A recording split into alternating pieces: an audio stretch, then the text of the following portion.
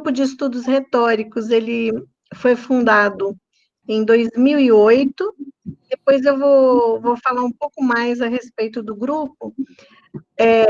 Então, nós vamos fazer assim, nós vamos abrir com o professor Luiz Antônio, depois nós vamos ter 3 apresentações na sequência, de trabalhos que nós temos feito no Grupo ERA, e, por último, eu falo um pouco do grupo e dos trabalhos que a gente desenvolveu durante esse período de recesso, né? Então, vou passar para o professor Luiz Antônio, né, Luiz Antônio, por favor. Muito bem, muito obrigado, Ana Lúcia, muito obrigado aos professores que nos convidaram, muito obrigado a vocês que estão aqui dispostos a nos ouvir. Estamos nesse tempo de excepcionalidade e tem um aspecto interessante disso, é que essa distância nos humaniza, não é? Nós agora estamos muito mais em grupo do que já estivemos ao longo de todo o tempo. Eu vejo gente do Ceará, do Rio Grande do Sul, tal, quando pessoalmente é tão complicado para a gente se juntar em tempos daquela antiga normalidade, né? Bom, a gente está aqui hoje para fazer um exercício de retórica, não é? Um momento claramente e evidentemente de exaltação do discurso epidítico, do discurso laudatório, e a gente queria fazer a apresentação desse grupo, que tem sede lá em São Paulo, na PUC São Paulo, muito mais por 3 características intrínsecas do ethos, não é? E vou pedir à professora que passe, eu vou fazer 4 slides pequenos para... Esses somos nós, estão vendo a gente aí? Esses somos uma reunião absolutamente normal do PUC, lá na sala da pós-graduação em língua portuguesa, e eu queria que vocês observassem algumas coisas nessa foto. Primeiro, só tem o Tiago que está sério, o resto está todo mundo dando risada. Essa é uma característica bastante interessante desse grupo que se formou lá em 2008, quando nós precisávamos juntar pessoas para pensar numa coisa maravilhosa, que é a constituição, um dos valores humanos mais dignificantes, que é o poder da palavra. E a gente tem sempre uma vontade imensa de conhecer o outro. Observem a proximidade. Nós já tentamos fazer reuniões em sala de aula. Foi um fracasso, foram 6 meses assim, de um distanciamento, de uma coisa muito triste, porque o que tem caracterizado ERA é justamente a proximidade, o que tem caracterizado o ERA é esse processo de humanizar-se por 3 características fundamentais que constituem o ethos: o saber, o poder e o fazer. A gente não sabe muito, não, mas a gente estuda muito. Olha, vejam lá atrás vocês veem, tem um senhorzinho lá, que é o Cabral, tem outro senhorzinho aqui do lado esquerdo, que sou eu, tem gente mais jovem, tem gente bem assim, na meia-idade, e o grupo se constitui justamente por a questão de que a hierarquia não se estabelece nem pela titulação. Essa pessoa que abriu aqui agora, a professora Ana Lúcia, está com a gente desde 2008 e fez mestrado, fez o doutorado e fez o pós-doutorado dentro do Grupo ERA, não é? E tem essa menina que está tirando a foto, que é a Carla, é uma menina, professora de língua portuguesa, mestranda agora. Lá atrás vocês têm o Rastafari, lá estão vendo o Rastafari? Aquele é o Fernando, é o menino que está ao lado da esposa dele, que é outra menina que é doutoranda dentro do Grupo ERA. Enfim, é um grupo que não seleciona as pessoas, elas chegam porque são amantes do saber. E a gente faz, é um grupo rigoroso, a gente faz umas determinações assim, tem que estudar. E quem gosta de gente, e quem gosta de estudar, fica completamente à vontade dentro do Grupo Era. As pessoas são muito solidárias e muito amigas, e depois a Ana Lúcia vai falar mais sistematicamente como é que a gente trabalha. Eu vou pedir ao professor que, por favor, passe o próximo slide, e aí vou dar uma ideia de por que nasce o Grupo Era, por que nasce na PUC São Paulo, e nasce por vocação. Eu vou ler e depois eu falo um pouquinho.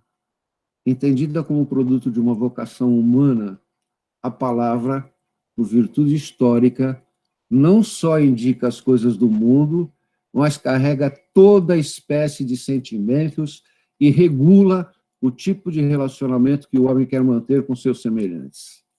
Há muitos outros fatores envolvidos no dizer, mas todos se concentram na vocalidade. O termo evocado por Zumthor para significar a historicidade de uma voz e seu uso. Hoje nós estamos aqui para mostrar a nossa vocalidade. E para a vocalidade que o Zumthor evoca é um movimento corporal, é um movimento de dizer em que todo o corpo está envolvido. Vamos contar a nossa história, mas não vamos contar a nossa história dizendo assim, nós nascemos em 2008, nós fizemos isso. Não. Vou mostrar, junto com esse grupo, coisas que a gente faz. Coisas que a gente faz. As pessoas que fazem essas coisas que a gente faz. O que é que a gente estuda? Então, eu disse que a gente pratica um ato retórico aqui porque pratica efetivamente. Vamos negociar essas distâncias. A gente vai mostrar nosso ethos.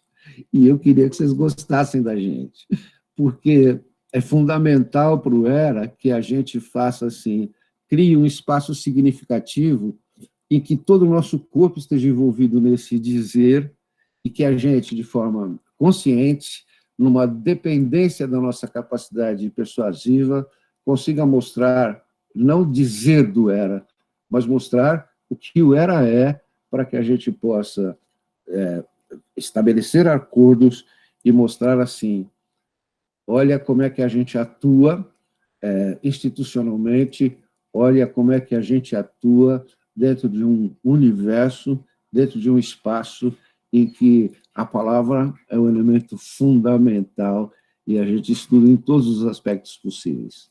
Vocês vão ver hoje, na fala da professora Ana Lúcia, que tem pós-doutorado, vocês vão ver a Joelma falar, e a Joelma está com a gente desde 2008, é doutoranda, fez o mestrado, se afastou, é doutoranda agora, está voltando, prestes a defender. Vão ouvir a Luiziana, que é mestra em língua portuguesa, que chegou há 3 anos e se integra perfeitamente. Então, tem uma pós-doutora, uma doutoranda, uma mestra. Vão ouvir o Mariano, que é um menino também que fez o mestrado com a gente e está se doutorando agora na PUC. Cada um deles mexe com um universo diferenciado da palavra e vocês verão, cada um deles mexe muito competentemente com essas coisas. Qual é o objetivo? Mostrar o ERA pelo que as pessoas do ERA estão fazendo e estão atuando.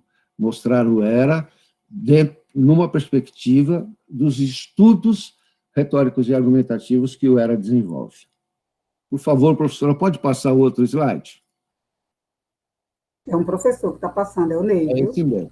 É esse mesmo. Ah, é o professor? Obrigado. Viu, professor? Desculpe. Então, o que a gente pretende nesse encontro, não é? Ressaltar a vocalidade como um componente intrínseco do ato retórico. Pretende também exaltar a retórica como arte e simultaneamente, como um conjunto de técnicas argumentativas de que o orador se vale para angariar autoridade por meio da própria voz. A vocalidade está no centro da nossa discussão. É vista, então, como um recurso retórico que é associado a outros recursos que também são retóricos, Frones, Arete e Eunoia, não é? Vão mostrar a personalidade desse grupo. É um grupo institucional, mas é, sobretudo, um grupo humano. É, sobretudo, um grupo de estudiosos. é, sobretudo, um grupo de gente muito humilde, que quer aprender e que estuda bastante para poder adquirir, pelo poder instituído, um saber constituído. Enfim, vocês aqui verão no fim o que é o Grupo Era. Então, vamos considerar que também esse é um exercício de demonstração do ethos. O ethos, visto como uma representação que o orador exprime de si no ato retórico e, mais sobretudo, né, como resultado obtido pelo discurso. Seu fim, como entendiam os gregos, é a criação de uma impressão de si, elaborada pelo próprio orador e no próprio discurso para mostrar-se digno de confiança. Professor, vamos para o último slide e eu vou passar a palavra para esse meu povo aí. Ah, não, então acabou. Então é o seguinte, o que a gente vai ver hoje e depois a Ana Lúcia vai explicar. Nós somos estudiosos, não é? Estamos graduandos, mestrandos, mestres, doutorandos, doutores e pós-doutores, formando um grupo humano que tem um poder institucional necessário, reconhecido pelo CNPq, reconhecido pela CAPES, que tem um processo de adquirir o saber, apesar por meio de um estudo sistemático de 15 em 15 dias a gente se reúne e eu só tenho um processo intelectual a partir da humildade que as pessoas têm de distribuir saber. Às vezes, tem muito mais gente que sabe muito mais do que nós sabemos, mas nem todo mundo tem prazer em distribuir saber. A gente tem muito prazer. E o saber que a gente adquire cotidianamente, estudando muito, trocando informações, tendo núcleos, subnúcleos, gente muito amiga, muito devotada e muito interessada em divulgar a retórica nesse país. Se vocês gostarem de nós, a gente fica muito emocionado e agradece. E eu tenho certeza, nesse aspecto, sim, de que essa meninada que vocês vão ouvir vão dar conta das coisas que a gente faz lá na PUC São Paulo. Se quiserem nos conhecer, a gente está sempre abertos, nos reunimos todas as quartas-feiras, ao meio-dia, e se gostar da gente, vem com a gente. Muito obrigado pela oportunidade. Eu vou devolver a palavra, então, para a Ana Lúcia, que vai coordenar os trabalhos. Muito obrigado, viu, gente?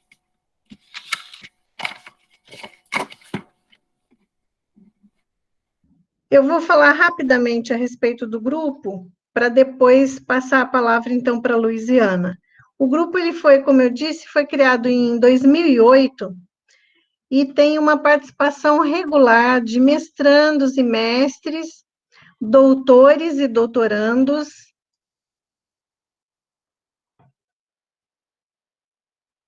Eu não estou conseguindo aqui. Nós temos também uma forte participação nacional e internacional. E nós somos orientados para trabalhos acadêmicos. A partir de 2014, nós também temos alguns participantes, alguns pesquisadores pode passar, por favor, pós-doutorado. Nós temos uma produção também bastante considerável. Nós temos 8 livros publicados, 2 com a primeira edição esgotada. Nós temos muitos artigos publicados em livros no Brasil, alguns publicados no exterior, tem aí uma capinha, né, um artigo publicado na Grécia, temos artigos publicados na Alemanha, nos Estados Unidos. Então, livros no Brasil, no exterior, revistas especializadas, nacionais e internacionais, proceedings, periódicos. Pode passar, por favor? E como é que funciona, como é que tem funcionado o nosso trabalho? Nós trabalhamos com história da retórica e também com uma área da filosofia, né, fazendo uma comparação, um comparativo, né, retórica, filosofia, até onde vai a filosofia, até onde vai a retórica, onde a retórica e a filosofia se imbricam, né, e também trabalhamos muito com a aplicação da retórica em vários discursos. Então, nós temos alguns dos nossos pesquisadores trabalham a retórica no discurso jurídico, no discurso organizacional, no social, no educacional, no discurso científico, no discurso político muito, no religioso também, no jornalístico, no midiático. Então, nós temos os nossos pesquisadores, cada um tem lá a sua especialidade, né, a sua preferência. Pode passar, por favor? E nós fazemos o seguinte, nós estudamos o ano inteiro, como disse aí o professor Luiz, nós costumamos nos reunir a cada 15 dias, na PUC de São Paulo, e nós elegemos um tema para o ano, para aquele ano. E começamos a estudar aquele tema, depois de bastante estudado, cada um ou cada dois, né, cada grupinho de 2 ou de 3, define um tema e escreve um artigo, e esse artigo vai fazer parte do livro, daquele livro do ano. Todo ano, nós temos encontros no final do ano, que são encontros nacionais e internacionais. De 2014 para cá passaram a ser internacionais também, e neste evento a gente faz o lançamento do livro. O nosso último livro foi Inteligência Retórica Ethos, esse que está aí no slide. Então, o livro, ele é um esforço para observar a natureza discursiva do homem, como disse também aí o professor Luiz, mostrar-se e esconder-se na natureza retórica, né? Então, esse livro, ele é composto de vários artigos, e cada capítulo é um artigo, e cada artigo trata de uma faceta do ethos. Então, os nossos livros, eles acabam sendo compêndios sobre determinados assuntos. Passa, por favor, o próximo. Esse livro, Retórica, Escrita e Autoria na Escola, foi um trabalho também de um ano inteiro de estudo, né? É o reflexo de um ano inteiro de estudo sobre retórica na educação. Então, todos nós nos debruçamos sobre a retórica, em cada um sob seu ponto de vista. Pode passar o próximo. Retórica do medo, o outro. O próximo, por favor. Artimanhas do dizer. Retórica do medo, o próprio nome diz, né? Nós estudamos o patos. O professor falou bem de ethos, né? Mas a gente estudou muito o patos, porque o medo, ele está na área da paixão. Depois a gente pode falar sobre isso, mas numa outra hora, mais específica. E nós nos debruçamos sobre o medo, que hoje é uma coisa bem assim, explorada, né? Nós estamos num momento de pandemia, e dá para a gente estudar bem essa questão do patos.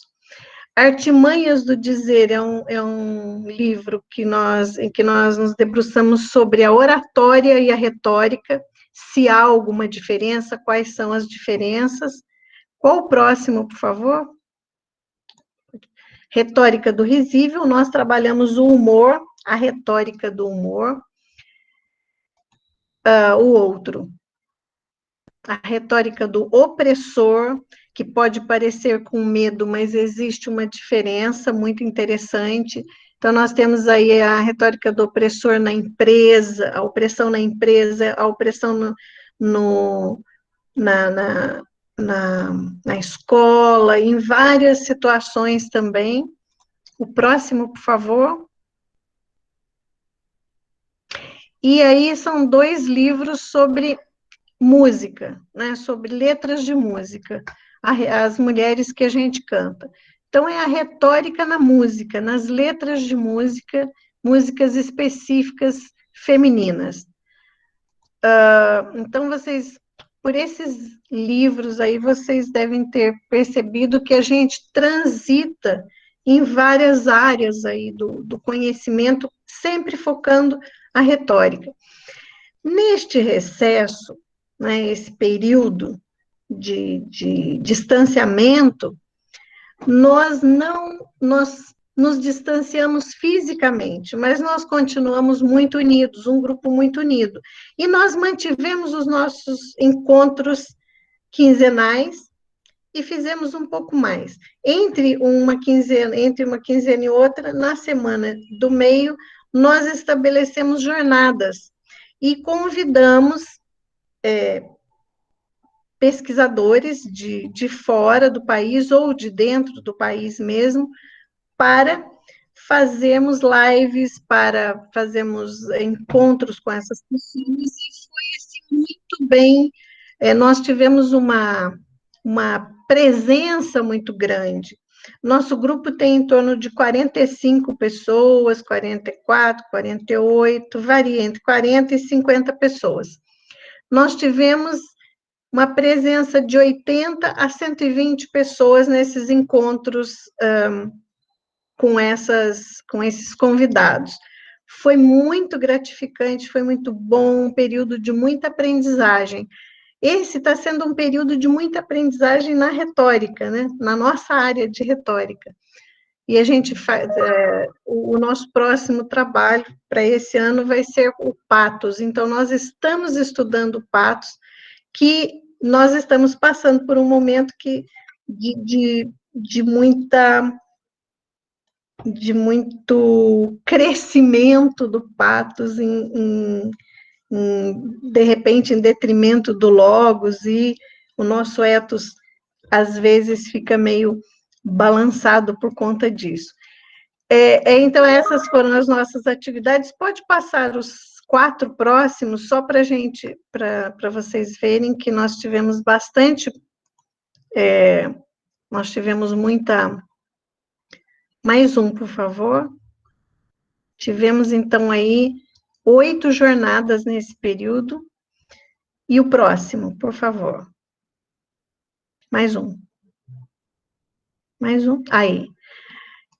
Nós temos um colóquio anual, por volta de outubro, final de outubro, começo de novembro, e cada ano a gente trabalha no colóquio. O colóquio é justamente sobre o tema estudado naquele ano, e durante o colóquio, que também passou a ser Jornadas Internacionais de 2015 para cá, neste momento a gente faz, então, o lançamento do livro estudado, né, que é resultado daquele estudo.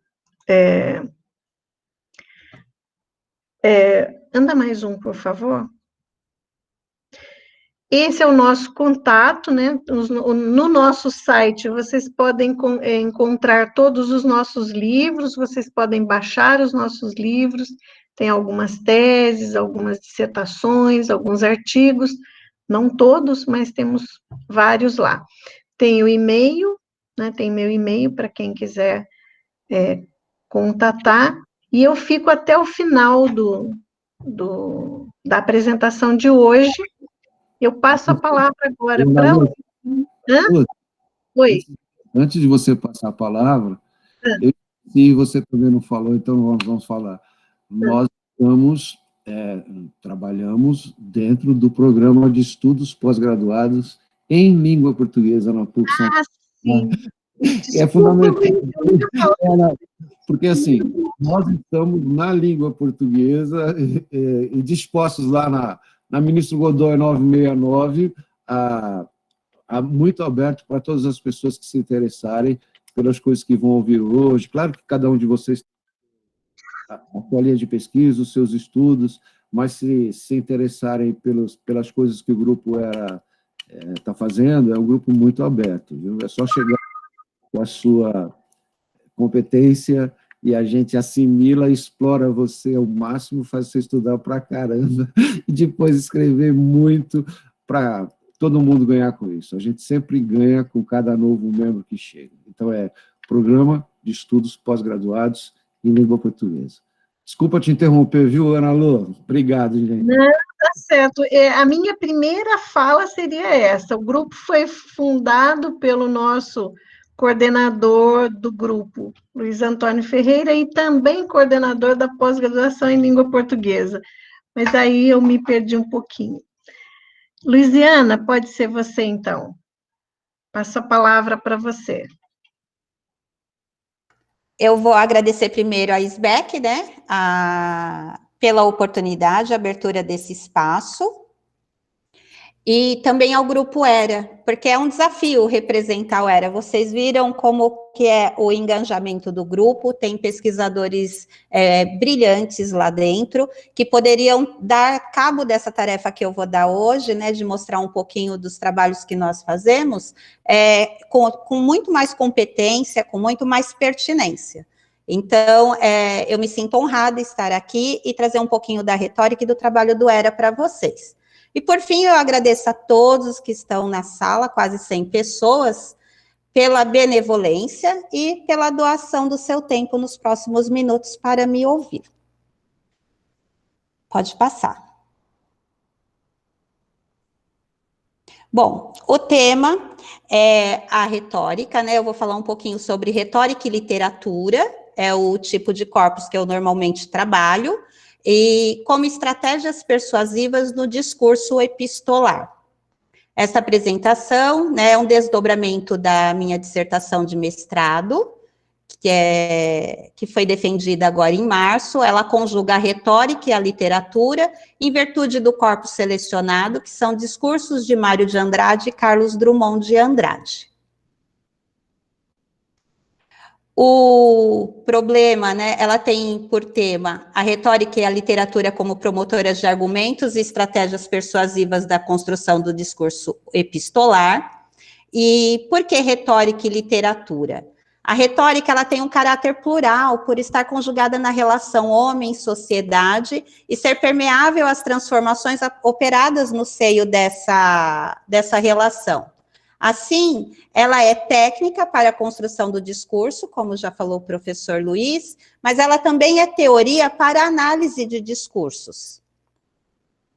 Já o aporte da literatura, ele considera que, consoante ao Baladerro, a retórica, ela estabelece relação com diferentes áreas do conhecimento humano. Ela é um sistema construído e reconstruído pela materialização dos discursos e de seus oradores em situações que requerem negociação, diante de questões que elas são erguidas em virtude de diferentes posicionamentos que são engendrados por visões de mundo, de indivíduos e até mesmo de grupos. Muitas vezes, essas questões retóricas são delineadas, sustentadas ou dirimidas com a colaboração de outras ciências, e neste caso, nós temos como oradores Mário de Andrade e Carlos Drummond. O que esperar, então, de uma troca epistolar entre esses dois escritores, se não literatura, seja na temática, no estilo, no engenho da escrita e também como fonte de argumentos? Não há como fugir da literatura se você se debruça sobre um discurso desses dois autores, ainda que sejam cartas pessoais. O problema, ele consiste, portanto, em interrogar em que medida a retórica e a literatura fornecem as bases para a argumentação do descompasso espaço-temporal nas cartas trocadas entre esses dois oradores durante a década de 1920. Para isso, nós examinamos as estratégias de seleção dos argumentos por meio da invenção, que é uma etapa do sistema retórico. Eu vou começar a apresentar alguns conceitos retóricos para vocês. Verificamos como o orador seleciona e articula os argumentos para rehierarquizar os valores do auditório e persuadir, e também distinguimos as visões de mundo e os valores em oposição na articulação dos argumentos. Pode passar, por favor. Bom, Eu vou fazer a apresentação do corpus e desses dois oradores. O corpus é constituído, então, por cartas pessoais trocadas durante a década de 1920. As duas cartas que eu selecionei são precisamente do ano de 1924. Nessa época, os escritores defendiam, por meio de um conjunto de posicionamentos formais e temáticos, uma nova estética literária, em oposição à estética tradicional. Eles visavam alicerçar uma proposta de cultura e arte para reverberar uma identidade brasileira, afastada dos modelos europeus que eram valorizados até então. Nas cartas, eles fazem escolhas para marcar posições em torno de fundamentos defendidos pelo modernismo da primeira fase. Refletem a atenção aos embates da época, ocasião na qual os discursos modernistas instituem um novo modelo que ganha corpo e questiona o discurso dominante no campo da arte. Em virtude do embate se dar entre o que é tradicional e o que é moderno, os oradores valem-se de referências que estão inscritas na memória literária. Mário de Andrade, ele era um missivista contumaz. As cartas eram lidas e buscadas não apenas pelo seu interlocutor, seu auditório particular, mas por todos que simpatizavam com o modernismo, que queriam conhecer, entender e pôr em prática os fundamentos. Além disso, há um estudo de Bettiol, de 2016, defende que o escritor, ele concebe uma teoria sobre o gênero epistolar e sugere como exercício para os escritores brasileiros que iniciavam na literatura. Então, o envolvimento dele com essa prática discursiva era muito recorrente. Ele dedicava muito tempo a essas trocas epistolares. Desde a disponibilização desse acervo de cartas pela família, os estudos são recorrentes e diversificados e atestam a importância desse acervo epistolar, que é considerado o mais representativo do século XX. Já as pesquisas sobre o Drummond privilegiam as características poéticas da obra. Abordam um direcionamento estilístico, põem em relevo a significação sociológica e ideológica, alocam a produção drummondiana em relação à poética ocidental, e se fecham mais, não são tantos os artigos, os estudos que se debruçam sobre as cartas de Drummond. Tá? Eu passo agora a explanação teórica e análise retórica de alguns fragmentos dessas cartas. Pode passar, por favor? Vamos lá. Toda vez que a gente se propõe a construir um discurso ou a analisá-lo, nós temos que fazer algumas reflexões preliminares a essa análise e a essa construção. Tá? A tarefa de construir um discurso retórico, ele exige a tomada de decisões prévias, a partir de questionamentos e de reflexões sobre o ato retórico, ao qual ele pretende se lançar. É necessário examinar e compreender o contexto retórico, investigar e conhecer o auditório, para definir, antes de tudo, a finalidade e o gênero retórico do discurso. Do mesmo modo, o analista retórico, aquele que vai esmiuçar o discurso que já está construído, ele precisa refletir sobre as mesmas questões. Para isso, ele pode se guiar por algumas perguntas que estão aí. Quem fala? A quem fala? Quando fala? Por que fala? Contra o que fala? E como fala? Essas perguntas vão atender duplamente o orador e o analista retórico, em suas distintas tarefas, e elas são primordiais para o sucesso de ambos. Com base nelas que são tomadas as decisões retóricas, que vão se materializar em estratégias argumentativas com vistas à eficácia do discurso, que é qual? O objetivo final é persuadir. Para ser convincente, ele vai precisar persuadir ou por apelo às paixões, às emoções, ou convencer pela exposição de provas, com a finalidade de ensinar. Então, a finalidade do discurso pode ser ensinar, que é docere, comover, que é o movere, ou agradar, que é o delectare. No caso desses discursos, do Mário de Andrade, principalmente, um discurso ele não precisa ser só pautado em ensinar, ele pode misturar, assim como os gêneros retóricos, também ele pode misturar essa finalidade. Então, os discursos entre Drummond e Mário, eles estão sempre nessa mescla entre agradar e ensinar, principalmente partindo do Mário de Andrade. No ato retórico que analisamos, as perguntas quem fala e a quem fala remetem respectivamente ao orador e ao auditório. Nesse caso, o Mário e o Drummond, que pela característica do discurso epistolar, eles alternam esses papéis. Ora um é auditório, do outro, ora ele inverte e se torna o orador, tá? Quem fala, por que fala, contra o que fala, remetem ao contexto retórico e a questão retórica, mas também aponta para o perfil dos oradores, uma vez que o engajamento, a causa literária, determina e revela os valores defendidos, os valores que estão em jogo. Bom, dito isso, e para caminhar na análise, eu vou expor um pouquinho do contexto retórico, que está dentro daquelas questões preliminares antes da gente esmiuçar um discurso, tá? O cenário nacional durante a década de 1920, ele foi marcado por tensões políticas e econômicas. O Brasil lidava com problemas sociais ligados a estratos da sociedade no campo e na cidade. Na esfera cultural, que é o que nos interessa um pouco mais, tá? Os artistas intelectuais influenciados pelos movimentos de vanguarda procuravam se libertar das estéticas tradicionais, sobretudo simbolista e parnasiana. Nomeavam-se modernistas e rompiam, antes de tudo, com a tradição, conforme atesta o poeta Aníbal Machado, quando ele afirmou assim: não sabemos definir o que queremos, mas sabemos discernir o que não queremos. Então, era um processo em construção, que é atestado nessa fala dele. Com base nesse princípio, eles buscavam novas experimentações no fazer poético e nas artes em geral.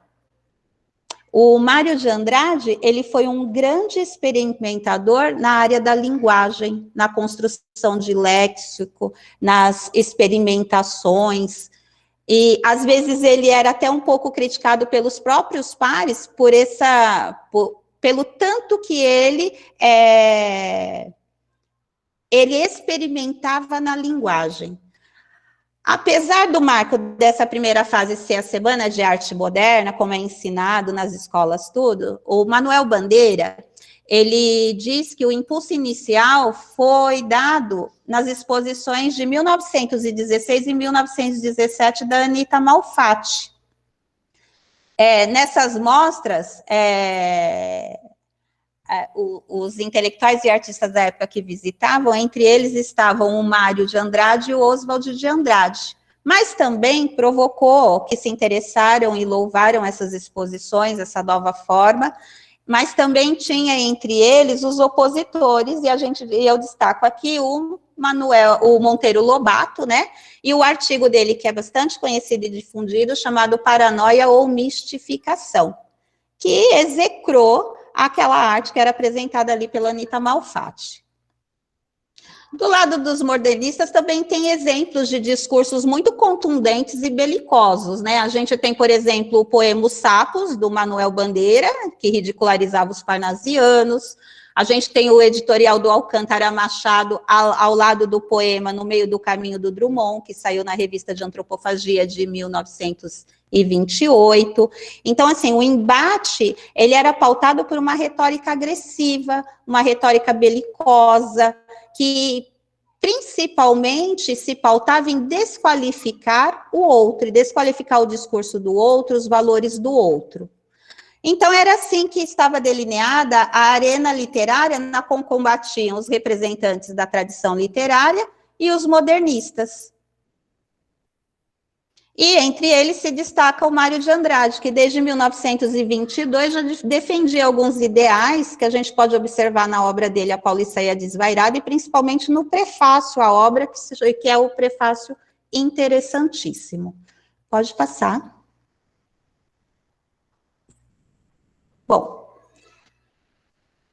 para a gente prosseguir na apresentação de alguns conceitos, eu vou ler um trechinho da primeira carta que foi mandado, foi uma iniciativa do Drummond, tá?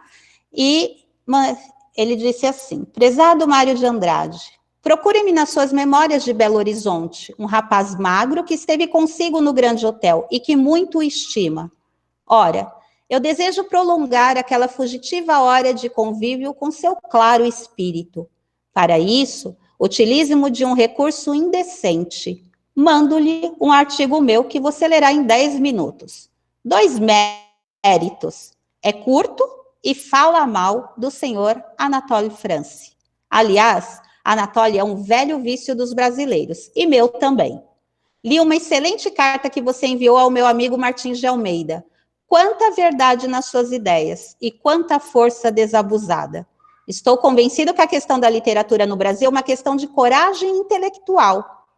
Ou, por outra, é preciso convencer-se a gente de que é brasileiro. E ser brasileiro é uma coisa única no mundo. É de uma originalidade delirante. Não confundir com nacionalismo. Aliás, você sabe disso melhor do que eu. Nesse fragmento, em busca do reconhecimento, o orador fornece referências de lugar para estimular o resgate de lembranças na memória, né? De Belo Horizonte. Pois a situação discursiva não ocorre entre pessoas próximas, nem em intimidade, nem em distância. Ela possui um tom cortês, para exprimir desejo, que está subentendido no imperativo procure-me, e o manifestado claramente em eu desejo. Nessas duas expressões, de entabular à distância uma conversa que foi iniciada numa visita que o Mário fez a Belo Horizonte. O orador, ele espera a benevolência do auditório ao revelar sentimento de estima e reconhecer nele alguém de pensamentos e ideias superiores, com as expressões, quando ele chama Mário de claro espírito, quanta verdade nas suas ideias, vale-se de argumentos de qualidade que estabelecem uma relação de superioridade, de um melhor do que o outro. Ei, você sabe disso melhor do que eu. Esse movimento surge da necessidade de atitude a favor da manutenção do diálogo e também porque junto à carta vai um artigo para o qual Carlos Drummond, ele espera crítica. Então, ele realmente trabalha a benevolência do Mário de Andrade, porque ele quer duas coisas do Mário de Andrade, que se inicie uma troca epistolar profícua e que ele faça uma crítica, ou seja, ele emita um juízo sobre os escritos do Drummond. Nesse sentido, o discurso é persuasivo, porque ele provoca no auditório o atendimento às duas demandas. Realmente se inicia a troca epistolar e realmente o Mário de Andrade faz uma apreciação a respeito do artigo que o Drummond escreveu. O Drummond era muito novo nessa época, apesar de já vivenciar e se engajar no modernismo desde Belo Horizonte, ele ainda era bem novo, apesar de já começar a produzir literatura desde muito jovem. Então, ele coloca o Mário de Andrade numa posição de mestre, de quem ele quer ouvir mesmo e com quem ele quer aprender. Então, os temas que vão ser tratados na correspondência subsequente revela que o orador conhece aquilo que provoca a reação do seu auditório, que é o Mário de Andrade. Que é o quê? Falar mal do Anatole France, provoca em Mário de Andrade uma pronta resposta, e também falar sobre as bases, que é a grande questão do modernismo era o que é ser brasileiro, o que é ser original e nacional para se ganhar o universal, que é o único, né? Que não era mais mimetizar valores, preceitos ou estéticas que vinham da Europa. Bom, a carta ela é cortês, ela segue os ditames do latino retórico, que foi o primeiro a incluir em seu manual de retórica a questão epistolar, que é o Caio Júlio Victor, do século IV depois de Cristo, e é uma conversa elegante, agradável. Desse modo, esse discurso, esse trechinho, a gente percebe que ele se move entre movere e delectare, ou seja, comover o Mário de Andrade para fazer com que ele tome uma resposta, uma ação que seja a que interessa a Drummond, e também a agradar, né? Quando ele usa esse monte de argumentos elogiosos, laudatórios para o Mário de Andrade. Bom, após essas questões preliminares, pode mudar o slide.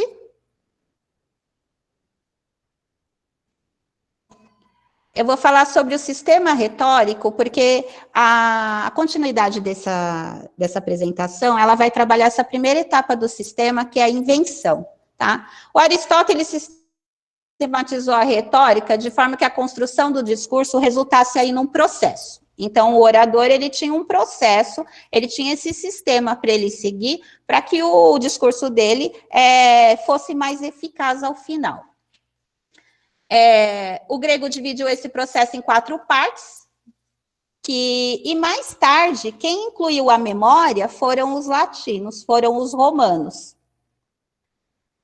Em síntese, a construção do discurso exige a compreensão da questão e a reunião dos argumentos, para em seguida dispô-los de forma organizada e estratégica. Então, a reunião dos argumentos, a busca é a invenção, a disposição de forma estratégica seria a segunda etapa, que é a disposição, né?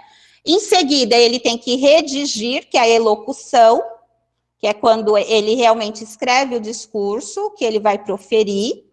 Depois, ele memoriza esse discurso. Então, a gente tem aqui, quando a memória é incluída nesse sistema, é como arte mnemônica para memorizar o discurso para ser proferido. E, por fim, a ação, que é a comunicação do discurso.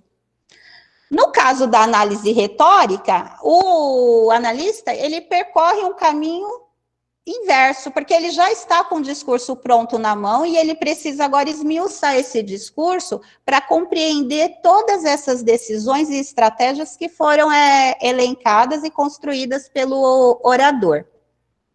É um sistema dinâmico que permite ao orador voltar etapas, reformular estratégias, substituir argumentos e ter a elocução e a memória como companheiras durante todo o processo. Porque você trabalha a escrita quando você está reunindo argumentos. Também quando você estrategicamente faz o seu esboço do discurso, você está usando a elocução. E a memória, porque a memória aqui entendida não como arte mnemônica de memorizar o discurso, mas a memória como um arcabouço de estratégias, de argumentos, de referências que você vai usar durante todo o processo. Na invenção, que é a etapa de busca, é que ele vai definir que argumentos usar e as provas que vão sustentar o discurso para que os argumentos se tornem mais plausíveis. Pode passar. Deixa eu ver como está meu tempo. Bom, agora é o primeiro fragmento de uma carta de Mário de Andrade, que é enviada depois daquela primeira 2 meses, mais ou menos depois, daquela primeira do Drummond, tá? Então, nesse primeiro fragmento, ele diz assim: antes de mais nada, você é muito inteligente. Puxa, a sua carta é simplesmente linda. Aqui a gente tem de novo o discurso laudatório, né? Aquele que é agradar. Elogia tanto o auditório quanto o produto, né? Na posição dele de orador, que era a carta. E tem uma coisa que não sei se você notou: a primeira vinha um pouco de fraque, a segunda era natural que viesse de paletó saco, mas fez mais, veio fumando, de chapéu na cabeça, bateu-me familiarmente nas costas e disse: te incomodo? Eu tenho uma vaidade, a deste dom de envelhecer depressa as camaradagens. Pois, camarada velho, sente-se aí e vamos conversar. Nesse momento fica claro que a amizade epistolar, ela foi alicerçada. Então, Drummond realmente foi muito persuasivo naquele primeiro discurso, que eu chamo de carta-convite. Esse trecho introdutório, que a gente chama de exórdio, né? Tem o objetivo de prender a atenção do auditório. Então, à guisa de cumprimento, ele elogia o Drummond, elogia a correspondência que ele agora responde, né, com a sua carta simplesmente linda, ressalta que houve uma mudança de atitude em direção à maior intimidade, quando ele contrapõe os termos fraque e paletó saco, ou seja, mais formal e menos informal, e usa um argumento de ilustração, veio fumando de chapéu na cabeça, para explicar o juízo que ele faz de que agora o Drummond se mostra mais à vontade. A potência desse tipo de argumento está em fixar na consciência a imagem de que já são velhos camaradas. Sente-se aí. As construções com esse tom são recorrentes nas cartas pessoais, porque elas tentam emular o quê? A conversação. Então, ele busca sempre essa questão mais agradável, mais informal. Pode passar.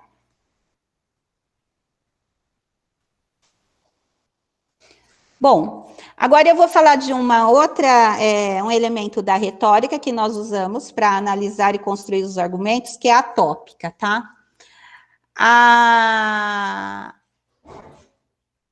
As análises que eu vou fazer agora dos fragmentos da carta do Mário de Andrade servirão para a gente perceber, para verificar como o orador seleciona e articula os argumentos e distingue as visões de mundo que estão no cerne da questão retórica, que eles passam a discutir nesse momento da carta. Qual o legado da tradição clássica e qual o valor do que ensinou um dos seus maiores representantes, que é o Anatole France, que é o mote lá na carta inicial para provocar o Mário de Andrade.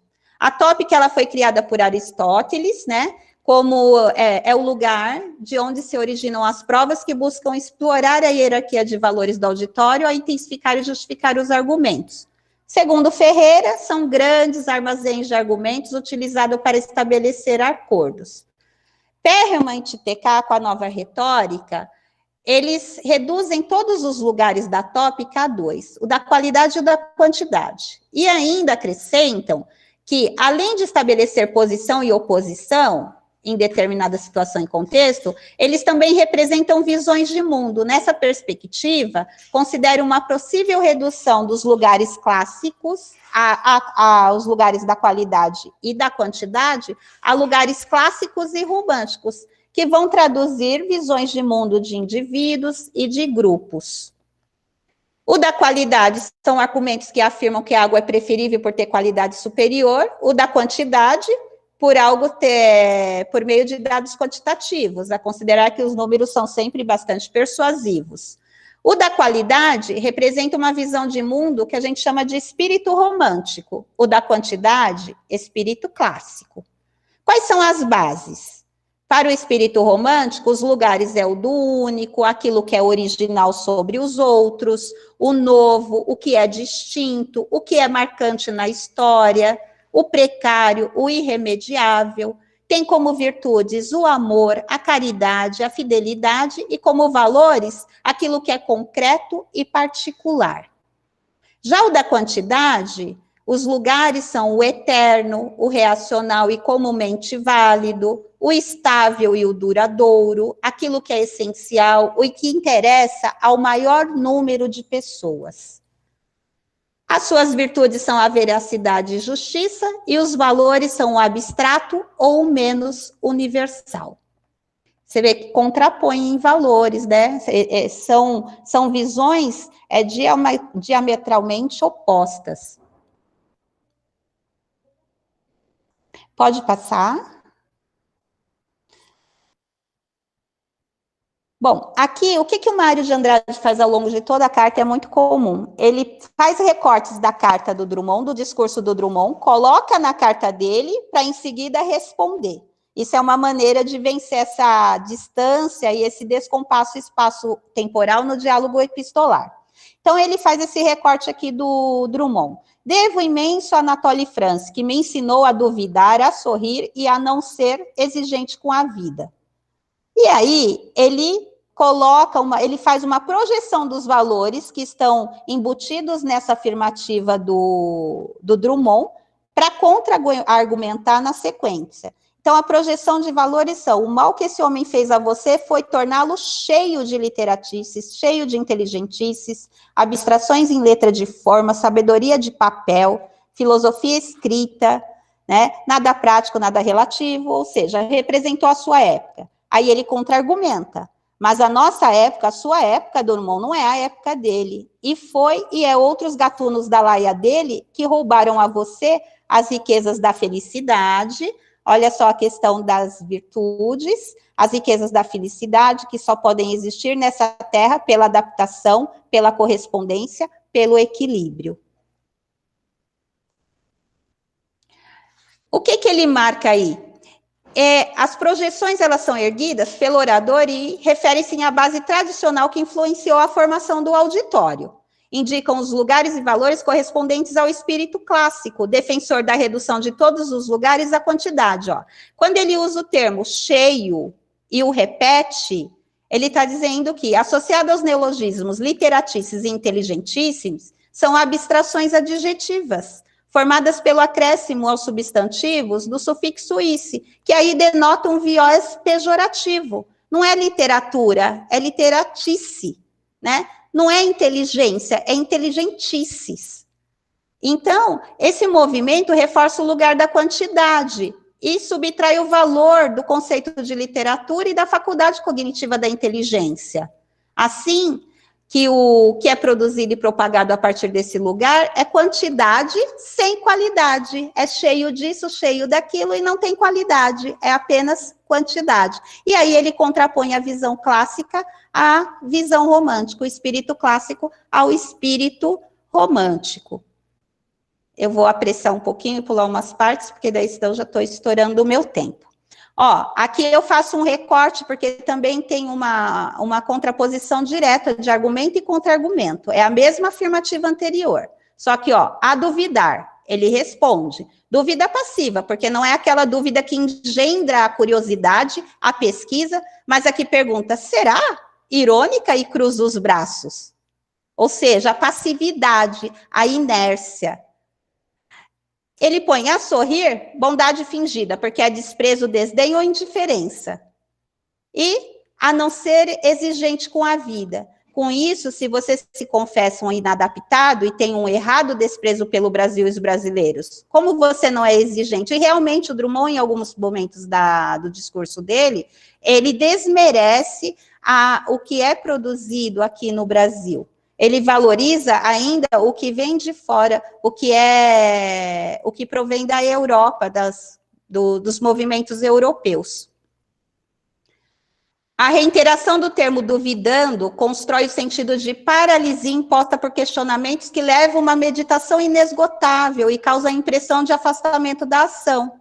Ao sorrir, ele atribui a impressão de condescendência de quem julga ser superior, ou seja, Anatoly é superior, né?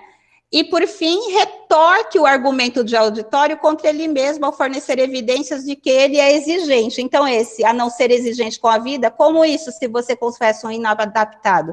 Ele retorque, é um movimento estratégico argumentativo, de persuasão. Ele joga contra o Drummond seu próprio argumento, porque o Drummond não demonstra aquilo que ele afirma, que não é exigente com a vida.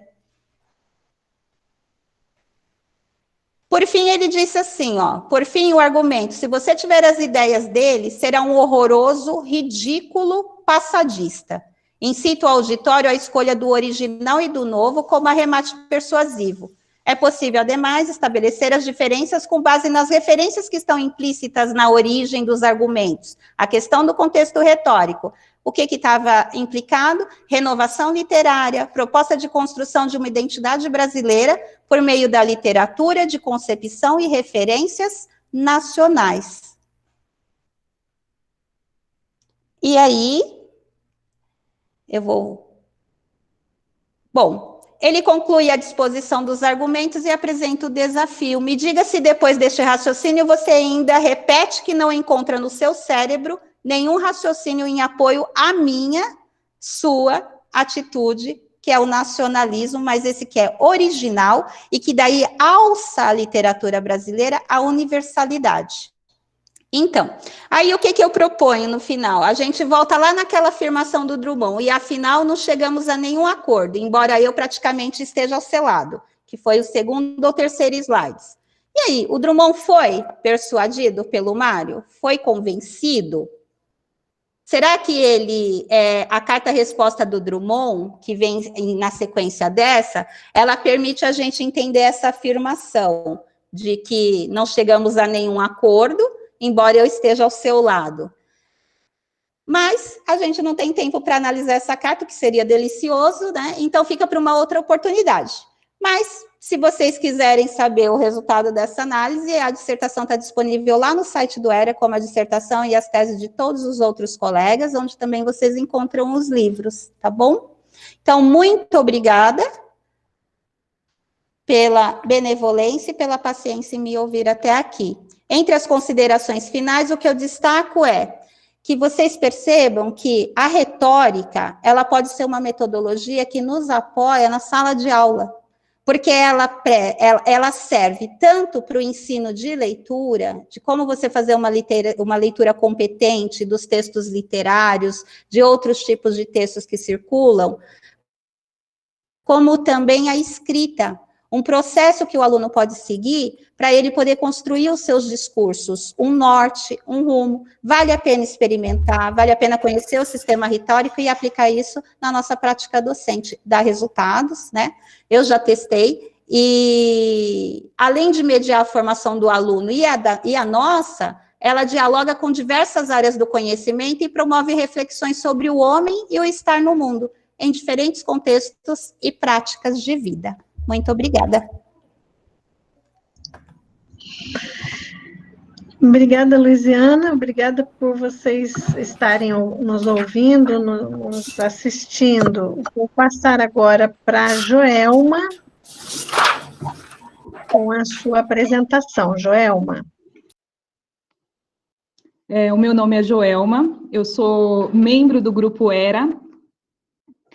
Desde o mestrado, que eu terminei em 2010, parei durante alguns anos, voltei para o doutorado em 2017, e o que eu tenho, assim, para dizer para vocês é que eu sou uma pessoa muito privilegiada por fazer parte do Grupo ERA. Tudo aquilo que o professor Luiz falou é verdade, é um grupo muito acolhedor, e a gente aprende muito, a gente estuda muito, a gente escreve muito, e realmente, assim, é um grande privilégio de fazer parte desse grupo. E ficaremos muito assim, contentes de tê-los conosco, né, qualquer momento, lá na PUC, lá em São Paulo.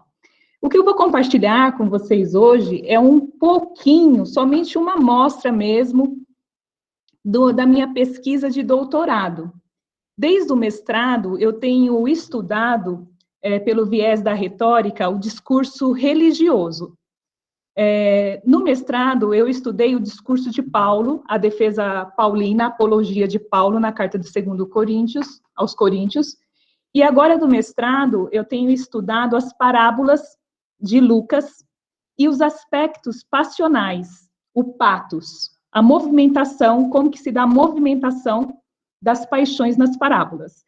Aí o próximo slide, eu compartilho com vocês, aí o tema da minha pesquisa, que são as paixões nas parábolas do Evangelho de Lucas, uma análise retórica, e os meus problemas de pesquisa aí são esses, né, como ocorre a movimentação passional nas parábolas, e como que se dá essa integração entre a tríade retórica, ethos, patos e logos, nesse processo aí de persuasão aí pelo discurso das parábolas. O corpus que eu utilizo são 15 parábolas que são exclusivas do Evangelho de Lucas. Só que antes de eu compartilhar um pouquinho com vocês sobre aquilo que eu estou descobrindo sobre essa movimentação passional no discurso religioso, a gente tem que pontuar algumas coisas sobre o orador que é Lucas. Então, no próximo slide, tem um vitral que tem a imagem de Lucas, e se vocês prestarem atenção, ao lado de Lucas tem um animal, um boi, e Lucas está segurando um livro. Então, assim, na tradição cristã, os dois símbolos de Lucas é o boi, o livro, e geralmente ele aparece pintando.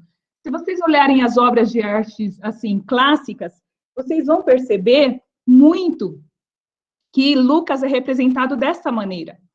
O animal, ele representa o Evangelho de Lucas, ele começa com Lucas contando sobre Zacarias imolando, levando o sacrifício de um animal.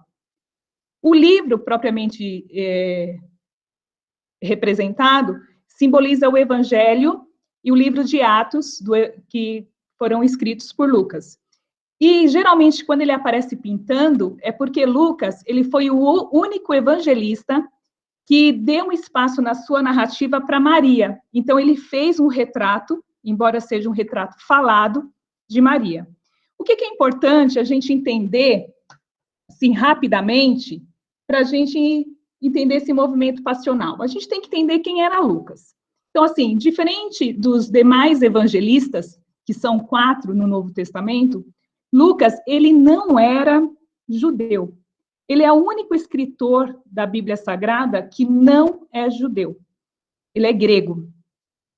Lucas, ele não andou, ele não conheceu Jesus. Tudo que Lucas escreveu foi fonte de pesquisa.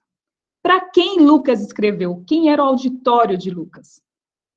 Se você pega o Evangelho de Lucas, você vai perceber nos primeiros versos que ele dedica a Teófilo. Há um bom número de estudiosos, de teólogos dos textos bíblicos, que apontam que Teófilo poderia ser um mecenas, mas poderia também ter o sentido figurado, que seriam os gentios. Quem seriam os gentios? Todos aqueles povos que não eram judeus. Então, Lucas escreve para as pessoas que não eram hebreus, não eram judeus, não eram da tradição judaica. E a gente vê isso de forma muito enfática no Evangelho de Lucas. Por exemplo, Lucas apresenta mais figuras femininas do que os demais evangelistas. Lucas apresenta o estrangeiro, o samaritano, personagens que os demais evangelistas não dão muito crédito nas suas narrações. Então, posto isso, o que a gente vai observar agora? Então, no próximo slide, a gente vai perceber que eu coloquei aí para vocês um gráfico, que é um gráfico de uma movimentação passional que eu acabei percebendo conforme eu fui estudando o discurso religioso, especificamente das parábolas.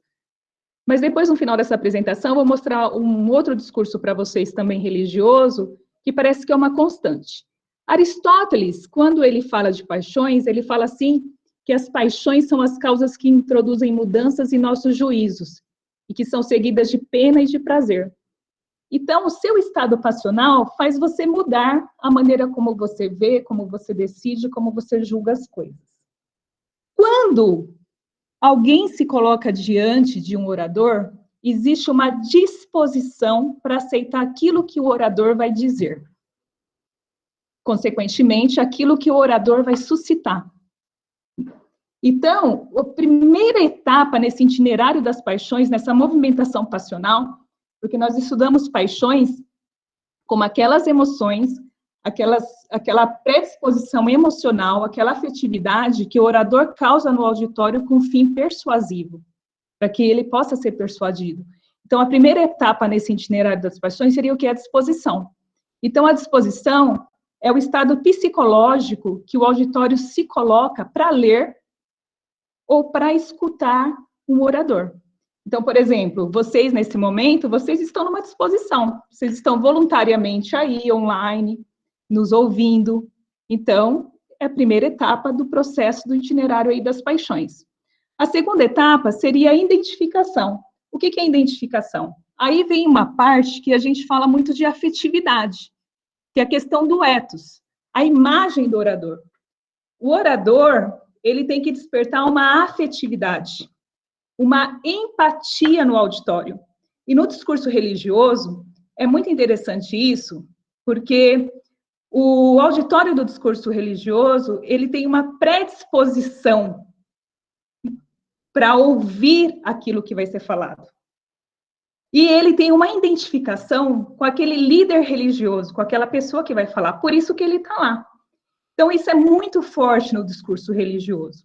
E a identificação, ela tem muito a ver com o acordo prévio. O que é o acordo prévio?